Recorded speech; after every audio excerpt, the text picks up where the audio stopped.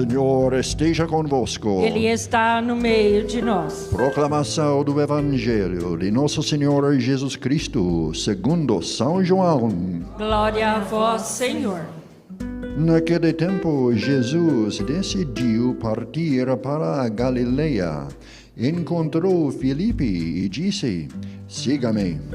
Filipe era de Betsaida, cidade de André e de Pedro. Filipe encontrou-se com Natanael e lhe disse: Encontramos aquele de quem Moisés escreveu na lei e também os profetas, Jesus de Nazaré, o filho de José. Natanael disse: De Nazaré pode sair coisa boa? Filipe respondeu: Vem ver. Jesus viu Natanael, que vinha para ele, e comentou: Aí vem um israelita de verdade, um homem sem falsidade. Natanael perguntou: De onde me conheces? Jesus respondeu: Antes que Filipe te chamasse, enquanto estavas debaixo da figueira, eu te vi. Natanael respondeu: Rabi, tu és o Filho de Deus, tu és o Rei de Israel. Jesus disse: Tu crês porque te disse, eu te vi debaixo da figueira? Coisas maiores que esta verás. E Jesus continuou: em verdade, eu vos digo, vereis o céu aberto e os anjos de Deus subindo e descendo sobre o Filho do Homem. Palavra da salvação. Glória a vós, Senhor. Pelas palavras do Santo Evangelho, sejam perdoados os nossos pecados. Amém.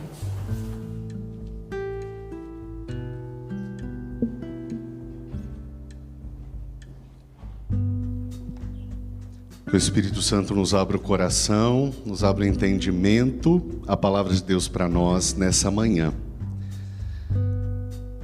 Quando nós ouvimos a sequência das leituras desses últimos dias, eu não deixei de perceber uma providência de Deus pelo seguinte: a leitura que nós vemos, a sequência que a gente tem visto é da primeira carta de São João.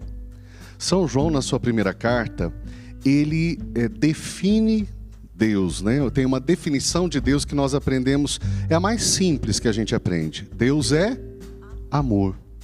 A definição mais simples de Deus é dada por São João Evangelista, e nessa definição, na sua carta, né, a primeira carta de São João, ele vai esmiuçando essa definição. Tanto que hoje ele começa a dizer que quem conhece a Deus, quem não conhece a Deus não ama, porque Deus é amor. Quem conhece a Deus ama. E ele vai esmiuçar um pouco, que nos amemos uns aos outros. Quem ama passa da morte para a vida. É assim que a gente passa da morte para a vida, amando os irmãos, até porque o amor é o que permanece, o amor que faz a gente permanecer. E eu não deixo de ver uma providência muito especial nisso, porque hoje nós celebramos o funeral de São... já chamei de santo, não pode, porque não é ainda, né? Mas assim, de Bento XVI. Um papa que na sua definição de Deus, ele também falou bastante sobre Deus é amor. E é o seguinte, ele é conhecido como um grande teólogo, né? Um homem de profunda teologia. Ele foi responsável pela congregação da doutrina da fé na vida da igreja, então cuidando da vida da igreja no sentido da sua doutrina. E quando ele foi eleito papa, se esperava algo profundamente teológico das suas primeiras falas, das suas primeiras manifestações.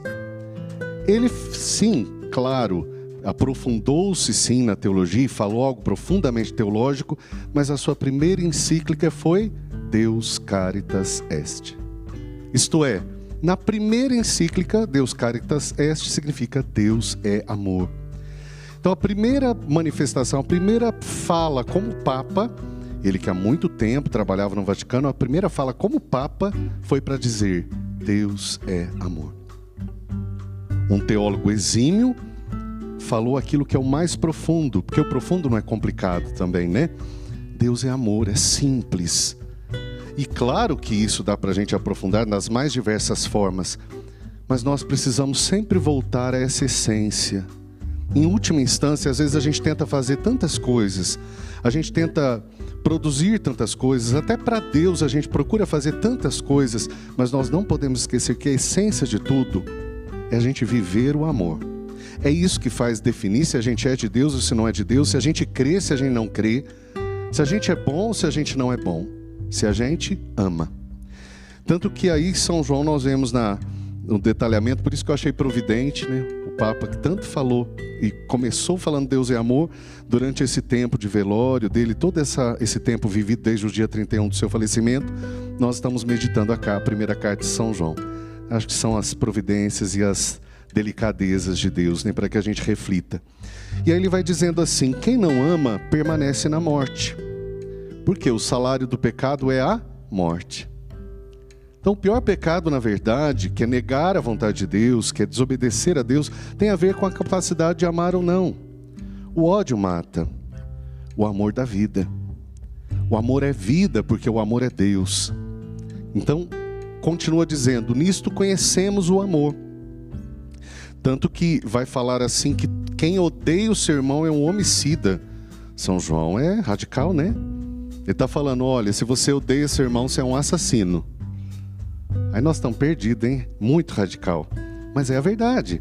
Claro que ele está dizendo isso, e ele depois fala: calma, se você se condena, Deus é maior. Ele está dizendo: calma, vamos nos converter. Por isso a importância do amar, do perdoar, o amor não só como um sentimento, mas como uma decisão, né? A gente ama porque a gente decide amar.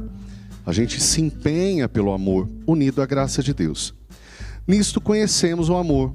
Jesus deu a vida por nós e também nós devemos dar a vida pelos nossos irmãos. Se o nosso irmão passar necessidade e a gente fecha o coração, como o amor de Deus pode permanecer em nós?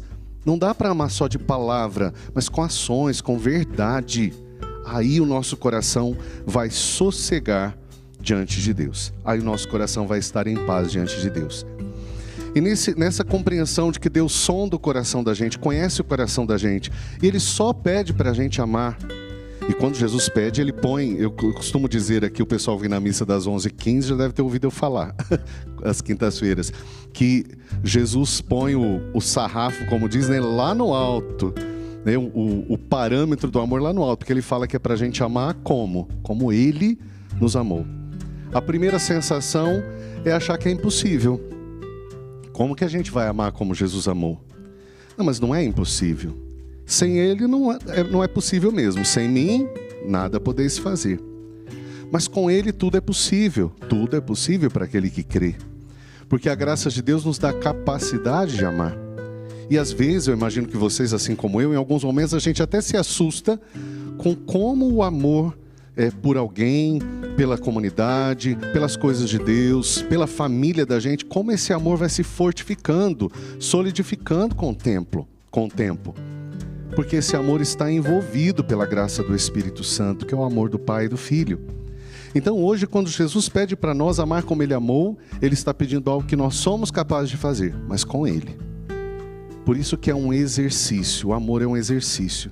Deus nos conhece, sabe da nossa capacidade, dos nossos limites. Ele tem paciência com o nosso tempo, mas Ele não nos pede algo que a gente não seja capaz. E aí eu vou, para concluir a reflexão, no Evangelho de hoje. Jesus conhecia, por ser Deus, Natanael. Conta que ele encontrou Filipe, chamou Filipe para segui-lo, como apóstolo. Depois Filipe encontrou Natanael e falou assim: encontramos aquele que Moisés escreveu na lei. Encontramos o Messias, é Jesus de Nazaré, o filho de José. Aí Natanael fala uma coisa que parece meio preconceituosa, mas é o que ele pensava. Pode vir boa coisa de Nazaré? Será que vem boa coisa de lá? A gente às vezes não fala isso por causa de uma cidade, embora também tenha. Mas a gente fala isso por outros motivos. Às vezes depende da família. Sabe quando a gente cria aquela ideia? A família tal... cidade pequena a gente tem isso. A família tal? Povo bravo. A família tal? Aquela família, povo fofoqueiro. E tal família tal? Eles são preguiçosos. A gente cria uma ideia sobre um povo, que é um preconceito, né? Natanael, então, tinha aquela ideia de Nazaré, não vai vir coisa boa, não. Por algum motivo, pelos contextos sociais também da época, que a gente poderia aprofundar. Mas por fim, aí Felipe fala, vem então. Quando Natanael vai chegando, Jesus fala, eu vi você debaixo da figueira. Aí Natanael se assusta. Ele fala outras coisas, mas resumindo pra gente, porque o tempo não vai dar. Aí Natanael fala, Rabi, que é mestre, tu és o Filho de Deus, tu és o Rei de Israel. E Jesus, como ele não está preocupado com fama, mas com a missão que ele está fazendo, ele fala, você está todo impressionado e está acreditando porque eu falei que te vi debaixo da figueira. Isso é pouco, Deus fará muito mais. E em última instância, a gente se pergunta, Deus nos conhece plenamente. Hoje não seria tão difícil algumas coisas a gente imaginar. De repente, se alguém chegasse para mim e falar, eu sei que você estava lá mexendo no celular. Quase todo mundo estava. Né? Depende da situação. Mas Deus conhece muito mais do que aquilo que a gente faz. Deus conhece quem a gente é. Em última instância, por mais que a gente fale, a gente é amor, porque nós somos filhos de Deus. E a gente só vai se realizar amando como Ele nos amou.